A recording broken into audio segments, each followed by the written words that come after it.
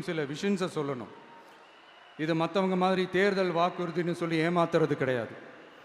நம்மளை நம்புகிற மக்களுக்கு நம்பிக்கை தர்றது. நம்ம ஆட்சிக்கு வந்ததும் இதெல்லாம் செய்ய நடவடிக்கை எடுப்போம்னு சொல்கிறது. டெல்டா விவசாயிகள் சமீபத்தில் கூட உரத்தட்டுப்பாட்டை சந்திச்சிங்கல்ல. சில பேர் உரத்தை பதுக்கி வச்சு அதிக விலைக்கு விற்றதா நியூஸ்லாம் கூட வந்துச்சு. நம்ம டிவிக்கு ஆட்சி வந்ததும் உரத்தட்டுப்பாடு இல்லாமல் பார்த்துக்குவோம்.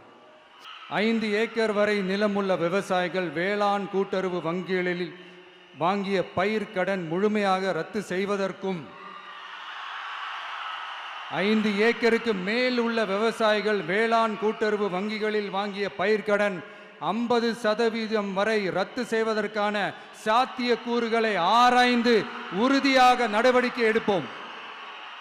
2 ஏக்கர் வரை நிலமுள்ள விவசாயிகள் மற்றும் நிலமற்றவர்கள் குடும்பத்தில் யாரும் மாநில மற்றும் ஒன்றிய அரசு ஊழியராக இல்லாமல் இருக்கும் பட்சத்தில் அவர்களின் குழந்தைகளின் பொறியியல் மற்றும் மருத்துவம் உள்ளிட்ட தொழிற்கல்வி முதல் அனைத்து வகை படிப்புகளுக்குமான முழு செலவையும் அரசே ஏற்கும். விவசாயிகளின் விருப்பத்திற்கு எதிராக எந்த திட்டமாக இருந்தாலும், ஒன்றிய அரசின் நெருக்கடியே இருந்தாலும் அந்த திட்டத்தை உங்களுடைய டிவிகே ஆட்சி முழுமையாக நிராகரிக்கும்.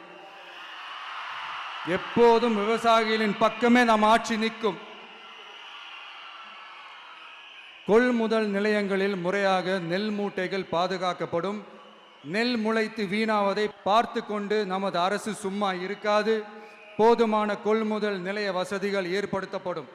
அதே போல கொள்முதல் நிலையங்களில் கொள்முதல் செய்வதற்கோ மூட்டை ஏற்றி இறக்கவோ ஒரு பைசா கமிஷன் வாங்காமல் பார்த்து கொள்ளப்படும். அப்படி கமிஷன் வாங்குவது யாராக இருந்தாலும் கடும் நடவடிக்கை எடுக்கப்படும். 500 ரேஷன் கார்டுகளுக்கு ஒரு ரேஷன் கடை. கிராமங்களிலும் எடையாளர் நியமிக்கப்படுவார். பெண் விற்பனையாளருக்கு பெண் எடையாளர், ஆண் விற்பனையாளருக்கு ஆண் எடையாளர் என்பது பின்பற்றப்படும். ரேஷன் கடைகளில் அரிசி தவிர அனைத்து பொருள்களும் பாக்கெட் செய்து விநியோகிக்கப்படும். மீனவர்களுக்கு ஒன்றிய அரசு சட்டப்படியான பாதுகாப்பை உறுதி செய்ய வேண்டும். அதற்கான உண்மையான உணர்வுபூர்வமான அழுத்தத்தை ஒன்றிய அரசுக்கு நமது டிவிக்கு அரசு கொடுக்கும். நான் மீண்டும் சொல்றேன். கல்வி, மருத்துவம், ரேஷன், குடிநீர், சாலை வசதி, பஸ் வசதி, இது மாதிரி அடிப்படை விஷயங்களுக்காகத்தான் நம் அரசு முதல்ல முக்கியத்துவம் கொடுக்கும்.